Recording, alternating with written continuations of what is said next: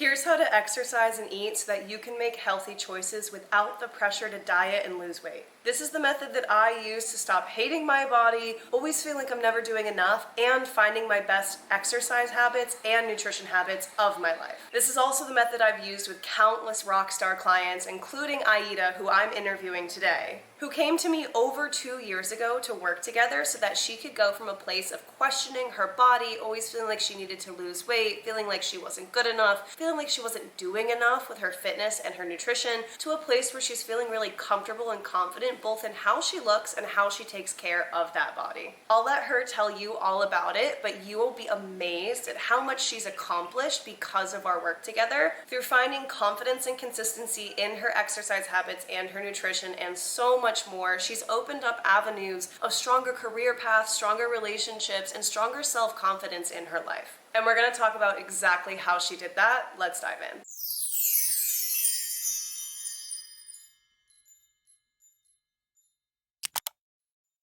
Hello, I am here on the phone with my past client, program graduate, Aida. She was one of the first people that I ever worked with, and it was probably almost 2 years ago now that we started working together. But I'm super excited to chat with her because we've stayed in touch over the last few years since we worked together, but it's really nice to have this format on this call where I get to ask you your perspective on all of the work that we did together as somebody that I really enjoyed working with. And it gives you this format to reflect on that time in your life because we often don't think about how far we've come. I'm so happy you're here. Thank you so much for being here. To be here. This is my first podcast, so I'm having fun It's already. fun. Yes, it's so much fun. It just automatically makes you feel like so professional. But basically, what I want to do today is just talk about the time that we spent working together, but really dig into what led you to choose to outsource this part of your life where you wanted stronger health habits, stronger body confidence, stronger self-esteem, and just like an overall better understanding and intentionality with how you care for yourself and how you think about yourself. And I want to have you give me a juicy life update and talk about what life has been like since our work together, because I think that is one of the most important parts. I work with a lot of people who have this fear in the beginning that it won't work for them and that they won't get as much out of it as they hope. And then I talk to people like you or other past clients that I've been interviewing, and I get to hear directly from you in your words how the things that we worked on have stuck with you since so long ago when we were working together. So just to dive right in, the first thing I want to know, the first thing I want to hear from you is just a little bit of a visualization or a description of what your life was like when you first reached out to me. I know that we got on a discovery call that I was in the very beginning of my coaching career. I was really looking to just gain insight on who I could help and how I could help them. And it just became very clear throughout the call that it would be a really valuable partnership for both of us. But tell me about that version of you, that woman, that girl that entered that call. What was going on in your life? What was hard? Where did we feel stuck? Yeah, that's almost like crazy to think about because that was, I want to say, over 2.5 years ago. So it's like weird to put yourself back in that mindset almost. But I like vividly remember where I was like getting tacos and you had sent me a DM and you were like talking about your business and how you'd really like to hop on a call with me. And I just remember standing there almost being in shell shock because I'd never thought about that before. I just remember being like, I knew I was unhappy with my body and just like where things had been going. I think like most of us, the pandemic hit us like really hard. And now I know from you that I had recently gone through my second puberty. And so I had just been like really unhappy with my body, but I had never really considered seeking it out in anything other than the form of a personal trainer or dietitian or something like that. And so I was like, what? I remember Sarah from college, like, of course I'll just give it a try. But I definitely went in with hesitation of just being like, okay, whatever, like it is what it is. I'll just talk to her about life. And then I remember getting off that discovery call with you and just being like overwhelmed, but in the best possible way. And just being like, I'm ready to do this. I'm ready to invest in myself and ready to, I guess, just really, I think invest in myself is the best possible word. But yeah, I just know that I vividly remember where I was, what I was doing, and just remember being like, that can't possibly be for me. There's no way that'll work type thing. And then it like instantly shifting after 45 minutes with you. That gives me chills. And I remember it too. I remember exactly where I was. I remember like the exact setup I had in my old house with my computer and my desk, trying to get like a nice white background behind me. And I remember that call and getting off of it and being like, I know I can help her. And I know that she wants to make changes in her life, which is such an exciting energy to receive from a person. Yeah, it was such a good experience for me as well. You mentioned the second puberty, which I just want to clarify for anybody listening. Long story short, you can read about this or I'll share about it maybe in the caption of this video, but women have hormonal changes, not just when we hit puberty in our early to mid teens, but our hormones continue to change until we're about 30, 35. So we have this big hormonal spike when we're younger. And then when we're getting to our early 20s, we face a lot of changes again. So this is why a lot of women feel this pressure to get back to their high school body, and they think that they just went to college, gained the freshman 15, and were never able to get rid of it. When in reality, our bodies are naturally softening for having a baby, even if it's not what we actually want. So yes, making our peace with that and how our bodies changed and how it might not go back to how it used to look, or maybe whatever our lowest weight was, even if that wasn't in high school, because for me that was like early college, and I just blamed myself for drinking too much and eating too much in college, when in reality, my belly softened and my body softened, and yeah, it's totally normal. I also think it's so interesting what you said about how it had never occurred to you to do the mindset side of this work. You had just thought, I need a personal trainer, I need a dietitian, because it's a very different approach to the work, right? It's when working with someone like a personal trainer or a dietitian, it's almost with that mindset of there's something about me that I need to fix on the physical level. Like I must not be working out hard enough or working out, or I must not be eating well enough or eating right. And so we look to these external explanations, when in reality, working with somebody like me is the mindset side of it. And it's the, I'm probably just too hard on myself. I'm probably doing better than I think. I'm probably becoming this self-fulfilling prophecy of telling myself I'm not doing good enough. And those thoughts are so consuming that I stop being able to enjoy food. I stop being able to trust myself. And so it's a really different approach that most people I've worked with have never taken before, but it really resonates with you because of that. Because for so long, we've been taught that we are the problem, that our bodies are the problem, when in reality, it's how we're raised to view our bodies. I know that in our work together, we talked a lot about not just your current state of mind, but a lot of past experiences that you had as well that had really compounded into your current body image. And we don't have to dive into those, but I'd love to hear a little bit about what that was like to know that you were going to be starting this work, knowing that a lot of those things are probably going to come up, because it's not easy to talk about difficult experiences we had or experiences that we have with deep insecurity, these things that we don't want to feel about ourselves. But what I really want to know from you is, what was that like being about to start that work with me, knowing that you're A, investing money in yourself, which is scary to do, and B, knowing that it might be difficult? Yeah, I think you said like the initial insecurities for sure. For some reason, I think before this process in my mind, I was like, oh, $500 on a workout program, whatever, versus money on mindset shifting confidence. And to me, I was like, oh, this is so much scarier to invest in myself versus a workout program for whatever reason. And so I think that was one big thing. And then also, I remember that summer I was at my grandma's house getting ready to move to Miami, which is what set off like the initial jump for me, just because I knew Miami was like a very health centered, very, what's the word? I guess like beauty focused city. Yeah, very And image so focused. focused, exactly. And so I was like, okay, if I can help solve these problems now, then maybe I can like head into my new move with a better confidence, mindset, whatever. And I think the other big part that came into play was a lot of my work and trauma that had happened was because of my mom's side of the family. And so, like, my mom was an almond mom, I think we all know from TikTok. And my grandma and my aunt are slightly better, but still say like very demeaning comments in terms of, oh, I had a huge sandwich and fries for lunch, can't possibly eat dinner. how could Hmm. you be eating dinner type thing. And I think it was hard knowing that I was going to be investing myself in this. And then not only was I going to be doing that, but like putting all those lessons into work, like real time. It wasn't Hmm. like, okay, here you're in this isolated place, work on yourself, and then bring it back into the real world. It was like, Hmm. okay, here's like all these lessons, and now you should implement them like right now because these things are still happening and these Hmm. problems are like still going on right now. And I think that almost made it better because it was like, it wasn't like I had to transition to the real world or whatever. It was like, okay, you should practice this right now. And then I could come back to you next week and be like, okay, this didn't work. I'm still suffering from this particular mindset or whatever. And I'm still suffering like from these comments. What do I do about it? Type thing. Hmm. Hmm.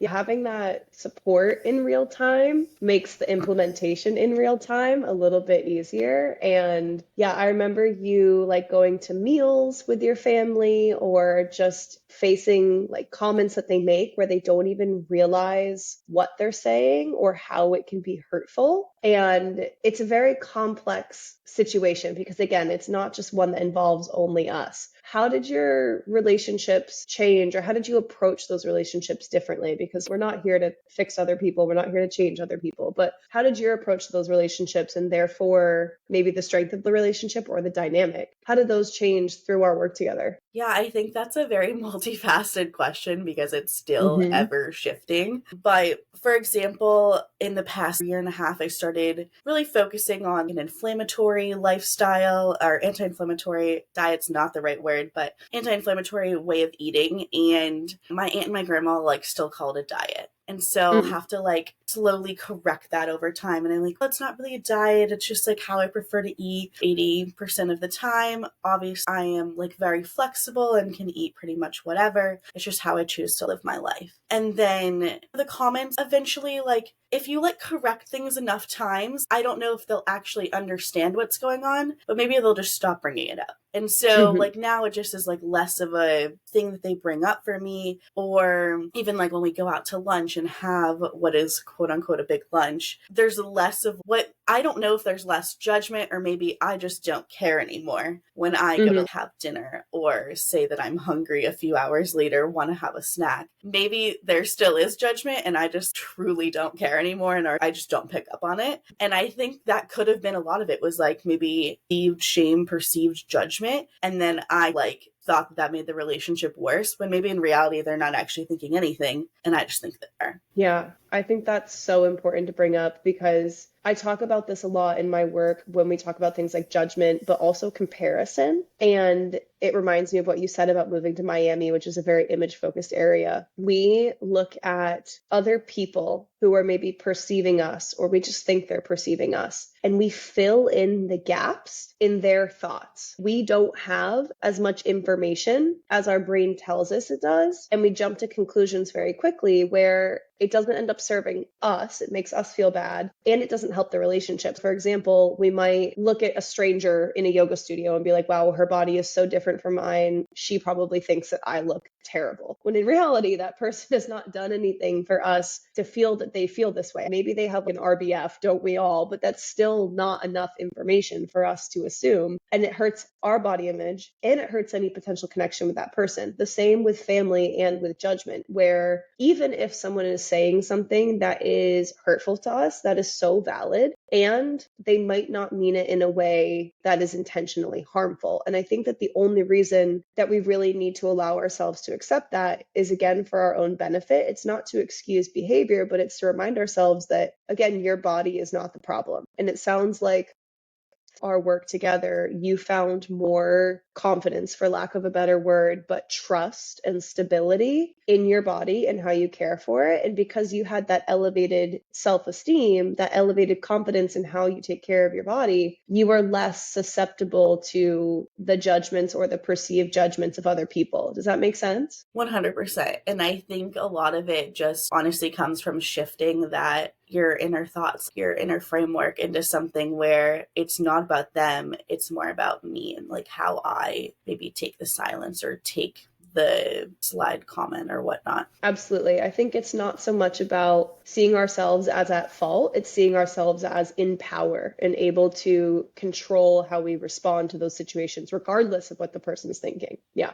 I do remember that from us working together because we talked a lot about both boundaries and about self-talk, and those were super valuable for you. We also talked a lot about like food mindset, movement mindset, giving ourselves permission to honor cravings and eat dessert, relationships, all of this. It's been a long time since we were actively working together. I'd love to know what has stuck with you in terms of lessons or mindset shifts since our time. Is there anything that really resonates with you? If I learned that with Sarah and I still use it today. There was like two things that recently popped up. So yesterday, actually, I finished my first semester of my PhD program, and I was like, I really want to celebrate. I went out and bought a cake, and my friend and I just took forks and just started eating said cake. And it was Oh my God. absolutely amazing. I knew when to stop. I was like feeling full. It was the best sweet treat. And I know 100% in the past, I would have been in the gym prior to recording this with you, attempting to burn off said calories. Or maybe not even being in the gym, but just like feeling immense guilt in my head. And I don't know if it would have really affected my food choices throughout the day, but it definitely would have just been like, maybe if I hadn't eaten that cake, I would have looked better for dinner. Or just like comments about myself like that. So really having, and it's not completely fixed, and I don't think that that should be the goal, but really having so much of a mindset shift about like guilt-free eating essentially. And I think every time like that guilt does pop up, it just serves to remind me I'm human. This is something I go through. This is something all women go through. How can I like work through these thoughts in the current moment and apply that for the future? And then secondly, I guess semi-related, but in terms of like exercise, I used to in the past, like if I skipped a day, I honestly remember like the spring right before I met with you for the first time, I was like very obsessive about my walks. I had to go on a 45-minute walk every day. I had to count, if it didn't count on my fit, then it like wasn't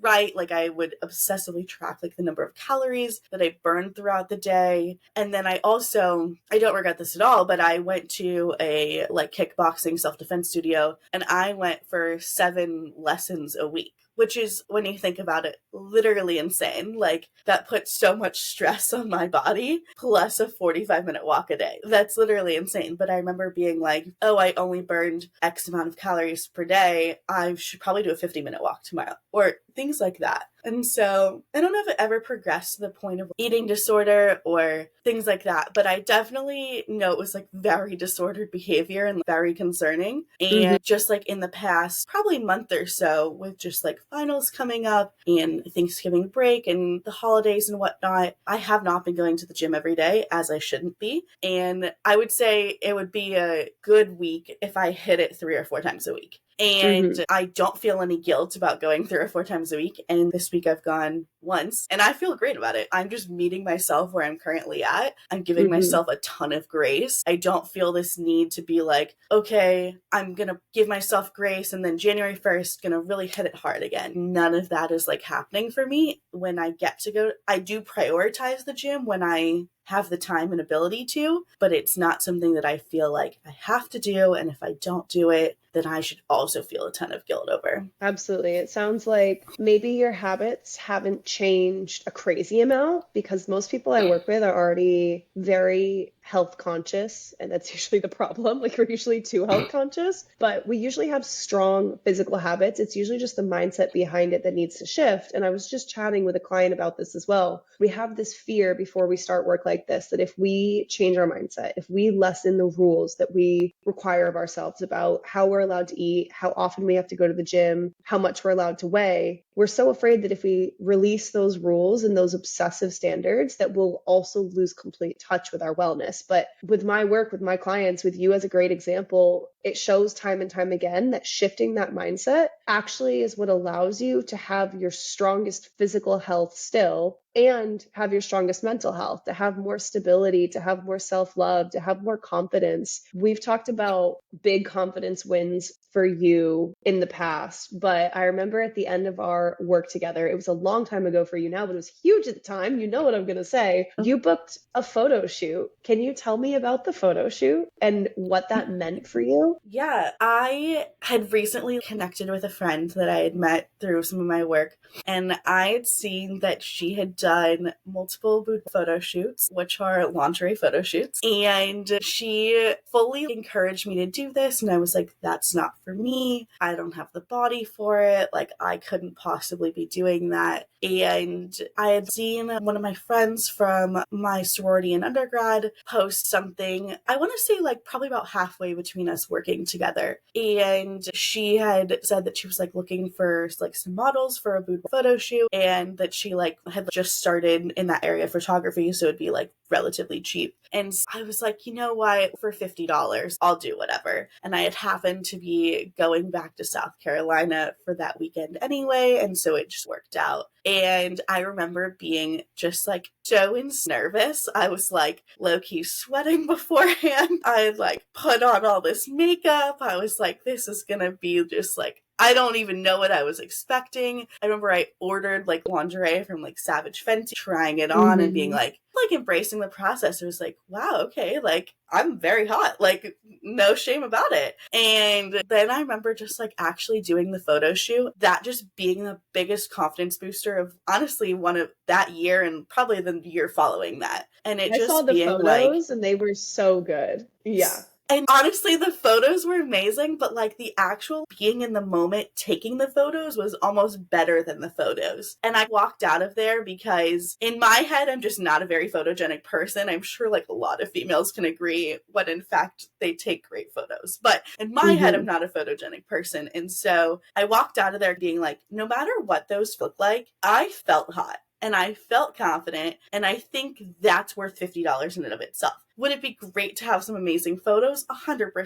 But that actual experience of taking the photos was like almost better for me. And I just remember like she had me lay in these like different positions, and I was like, wow, this is like so fun. I feel great. I've never felt better about myself. And I'm not going to lie, when I need a confidence boost, I will scroll back to October of 2021 and look at myself and just remember how amazing I am. Absolutely. It's about so much more than the image, right? It's the energy that you give off of the sexy, confident, walking with your head held high, and the photos bring back the memory of that every time you look at them. Yeah, they were amazing. I loved when you sent me those. You're like, can I send you them? And I was like, I expect you to. Please do. Yeah, that was so amazing. Okay.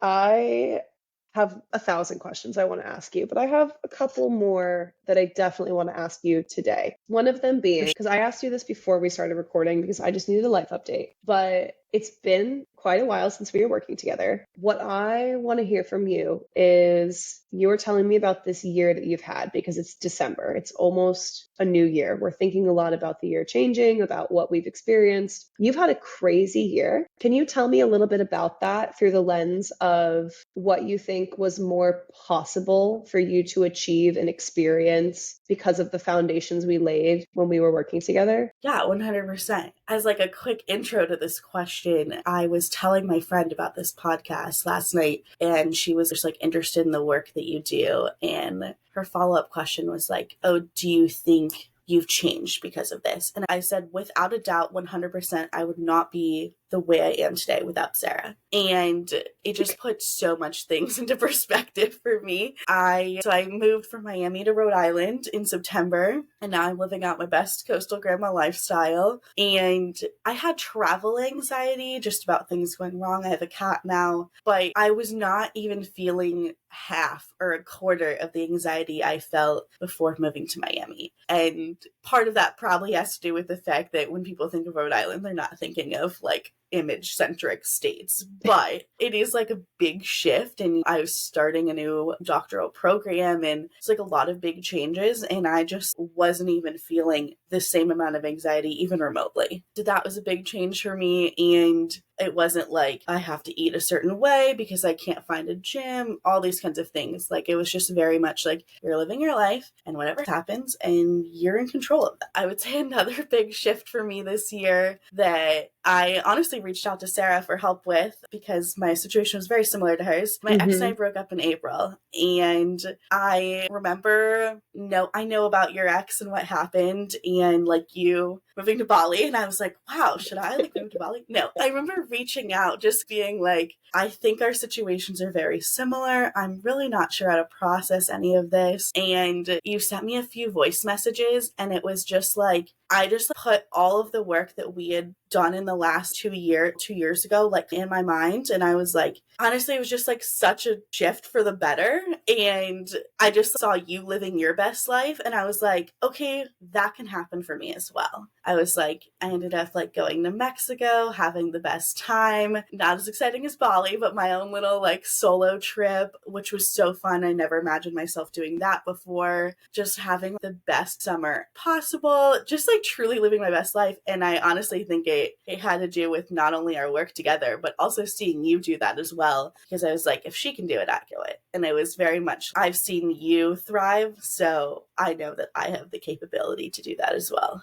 Oh, I genuinely just got chills. Oh my gosh. And there's tears in my eyes and all of the emotions. Thank you for sharing that. One of the things I will say with living our best lives is it's so nice to see inspiration from other people, but we have to remember that everybody's best life is completely different. And that's why it can be so valuable to us. Like, my best life currently is literally living in a jungle that's also next to a beach in Indonesia. For a lot of people, not their dream. Your best life is pursuing such an inspirational, incredible education. You are in a beautiful relationship. You went to Mexico. You are doing all these amazing things. That's your best life. That's your dream life. It's different for everyone. And the work that I do is literally helping people define what that is. Like, my group program is literally called the Dream Girl Circle, because it's about defining what your own dream version of yourself looks like, with the intention of that being different for everyone. So I remember sending those voice memos as well. I remember catching up and being like, oh my God, our situations are really similar. And I think it's just being in your 20s and realizing that the person you're dating, for whatever reasons, is not the right person for you, but navigating who you are after that, figuring out what your best version of yourself is. You are absolutely so capable of that.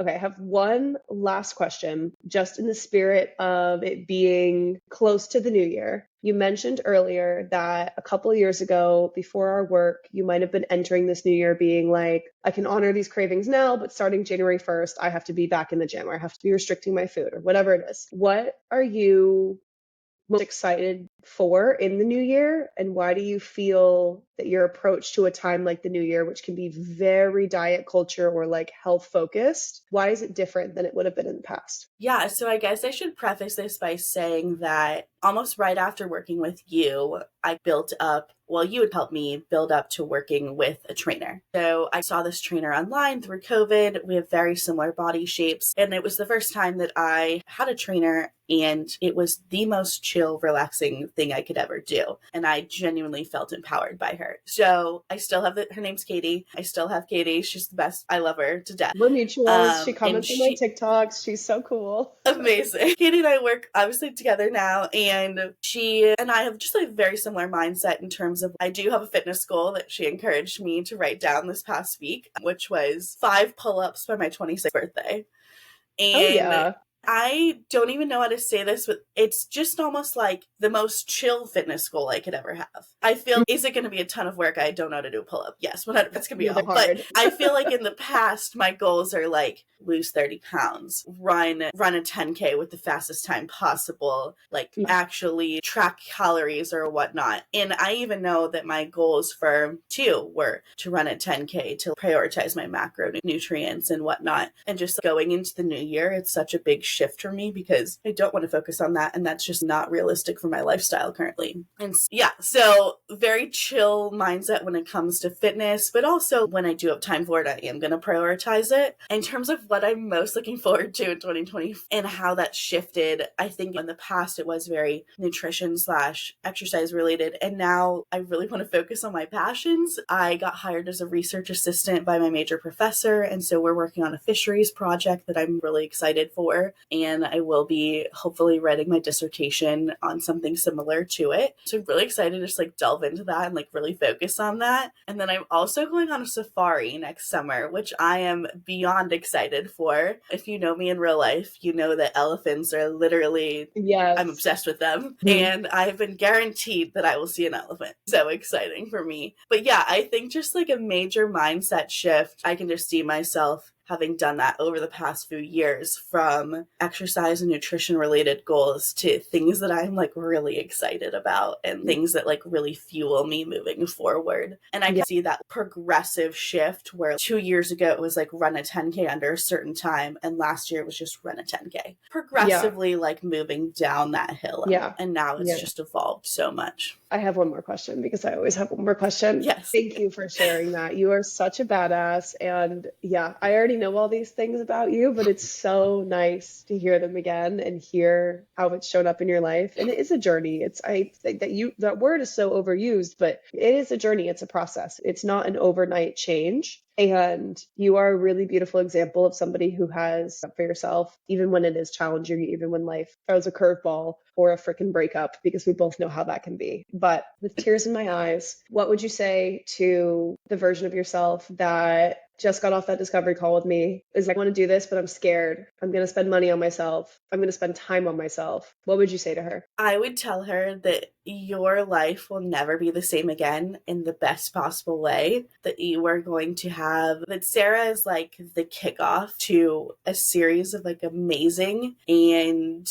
life-changing events. And even the events that aren't so great, she gives me fuel to get through them. Like talking about my breakup specifically, but obviously not such a great event, but I don't know if I could have handled that prior to that discovery call. And I think it just fueled my, I guess, just like desire to be a better person. Like looking back on that person in my life, I don't regret it for a second, but I know that I'm a healthier, happier, vibrant person with honestly the best relationships, best friendships in the world. I think like even just booking or doing this podcast with you, I can't wait to see what's going to happen in another 2.5 years. You've resurfaced the lessons for me in my mind so that they're very fresh. And so what's it going to be like in 2026? I think that'll be really exciting to see as well. I guess we're going to have to meet again and find out, huh? Perfect. Thank you so much for doing this with me. This has been such a conversation, such a beautiful testimonial to all of the work that you have done for yourself, that you have allowed me to help facilitate for you. And I am so proud of you. I hope you're very proud of yourself. Honestly, I just want to thank you so much. Thank you for letting me be on this podcast, but thank you for having faith in me, for reaching out to me. If you hadn't reached out to me, I don't know where I would be right now. Like, honestly, owe you the gift. I think that's a beautiful place for us to end. And I feel the